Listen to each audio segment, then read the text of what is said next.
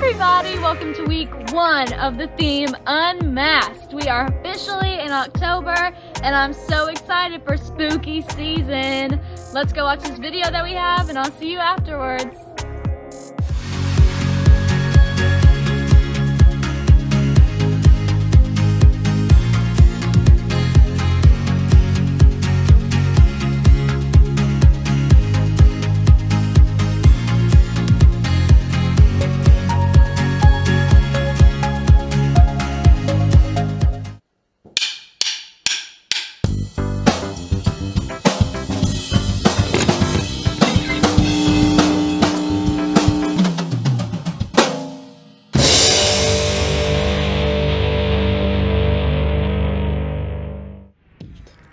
Are you always you? Let me try that again. Are you always the same you, no matter who you're with? It's tempting sometimes to wear 2 different faces in 2 different places.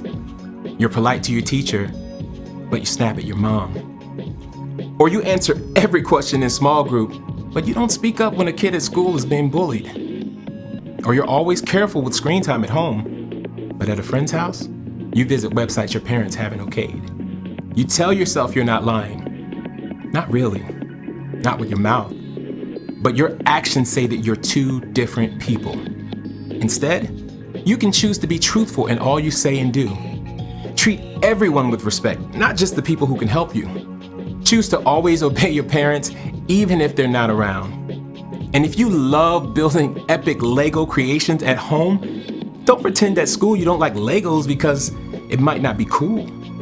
When you choose to be the you that God made you to be, no matter where you are, others can see God at work in you. That's why integrity is an amazing way to worship God with your life. Because worship is about more than just singing loud. It's all about living loud.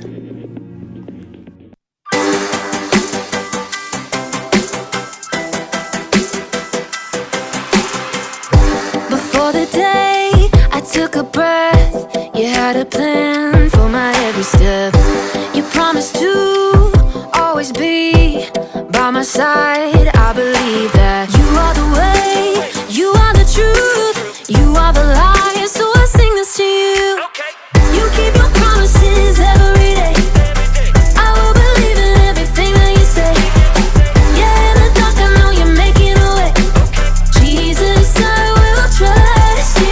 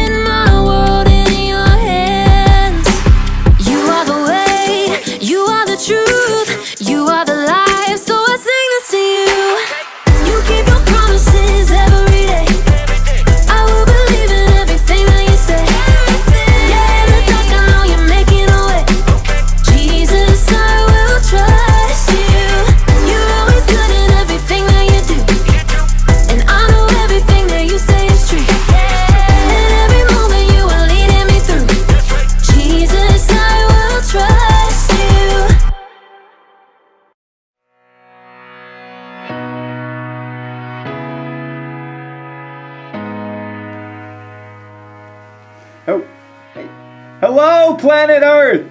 It's me, Graham, professional astronaut, broadcasting live from outer space. You know, not a lot of people thought I would make it all the way to Saturn, but you know what? They were right. It's just a costume. I'm still on Earth. I love to dress up and pretend to be other people. Don't you? I mean, I love to dress up in costumes and wear scary makeup or funny masks. It's out of this world. because I'm an astronaut. Oh, but today we're talking about what it's like to live our lives without masks, without costumes. What it's like to live with integrity. Now, integrity is choosing to be truthful in whatever you say and do. And it's harder than it sounds to live with integrity. There's so many reasons to pretend to be someone you're not. I mean, you may want people to think you're funny.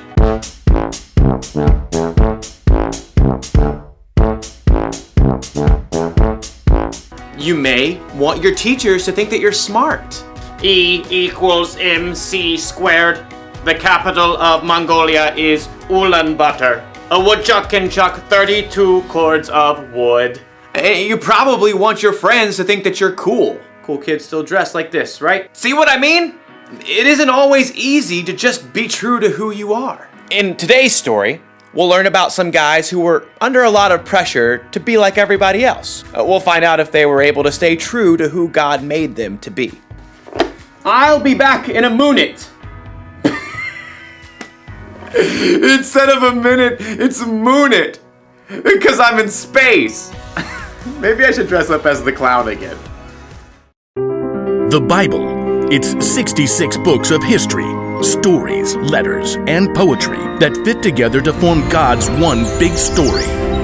The epic adventure of how He created us and loves us so much that He made a way to rescue us. As we travel through the Bible, from Genesis to Revelation, we discover people who met God and found their lives changed forever. Now, for an amazing story. Inspired by the book of Daniel. Chapter 1. Daniel was only a very young man when King Nebuchadnezzar of Babylon conquered the land of Judah. Nebuchadnezzar made sure that God's people wouldn't rebel by taking Daniel and other young men from royal families in Judah and marching them back to Babylon with him. Will we ever see our home again? Daniel's friends were just as scared and confused as he was. Where will we live? What will he do to us? I sure hope the food is decent.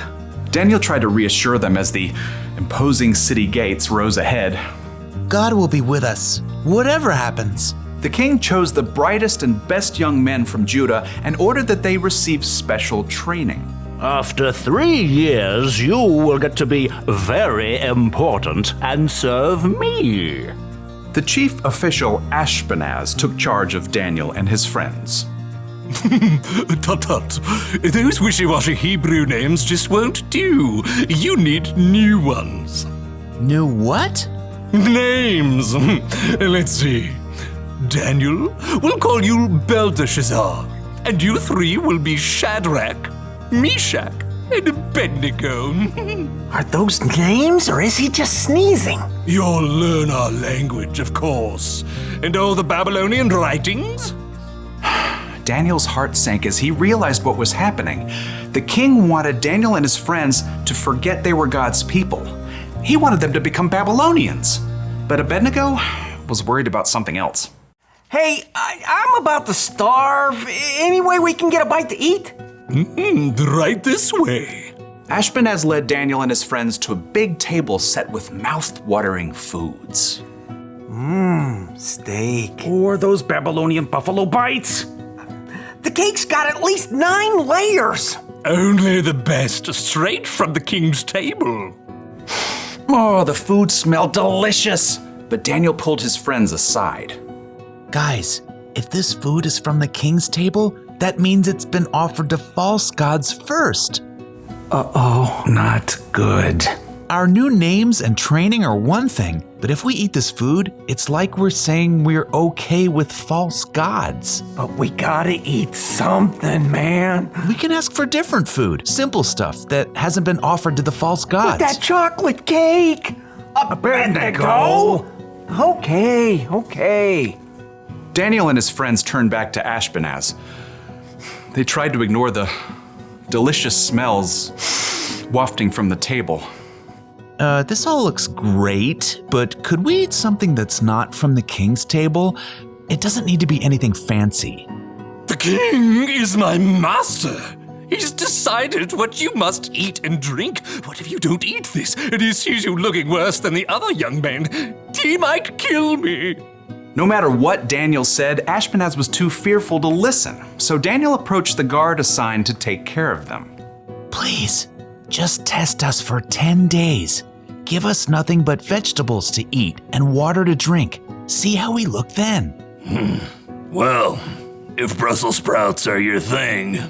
For 10 days, the guards gave Daniel and his friends nothing to eat but veggies and water. I could get into the habit of cabbage. I like broccoli, probably. Pass the peas, if you please. I just want a hamburger. Let me tell you, it wasn't easy to say no to all those delicious foods the other young men got to eat. But at the end of 10 days, the guard called everybody out. Line them up. He strode past the other young men. Good, good. I can see you've been eating well. When the guard reached Daniel and his friends, he stopped in surprise. What? You've been eating rabbit food, but you look even better fed than the others. Daniel smiled. God had helped them grow strong even without eating the food offered to false gods. Okay, fine. You can keep eating veggies and water. Rats? Thank you. God continued to give Daniel and his friends knowledge and understanding as they studied, and at the end of their training, they were brought before the king. Let's see what you know. How many inches in a meter? 39.3701. What do you call a group of porcupines? A prickle. If it takes 8 men 10 hours to build a wall, how long would it take 4 men? No time at all, because the wall's already built. How are you all so smart? The one true God gives us wisdom. Well, we'll see about that. Anyhow, you're 10 times smarter than my other advisors. You get to be very important and serve me. Daniel and his friends eventually became the king's most trusted advisors, and even though they served the king of Babylon, they never stopped standing strong for the one true God in everything they said and did.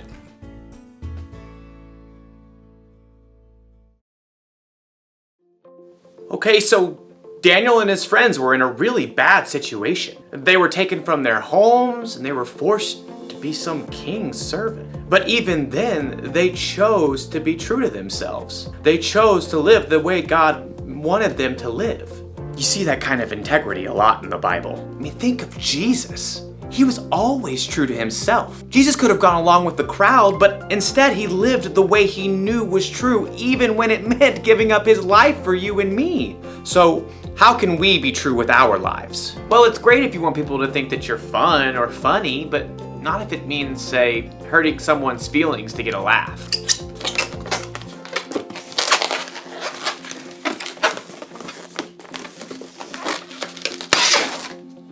I have no idea how to make balloon animals. And being cool is cool, you know? But if you have to pretend to be something that you're not so people think that you're cool, that's not cool. Cool? What's another word for cool? So here's the one thing to remember today. Be truthful with your whole life. You can choose to be who God made you to be. I mean, to be honest and true in what you say and in what you do. Like I said before, it isn't always easy, so ask God for help. That's one small step for you and one giant leap for integrity.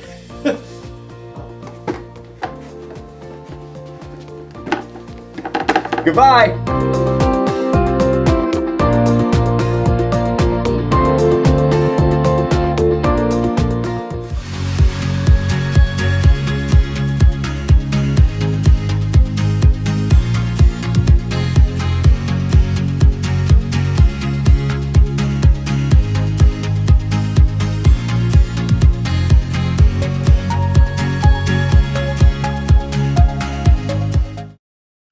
Hey everybody, welcome back. I hope you all loved hearing Daniel's story of integrity.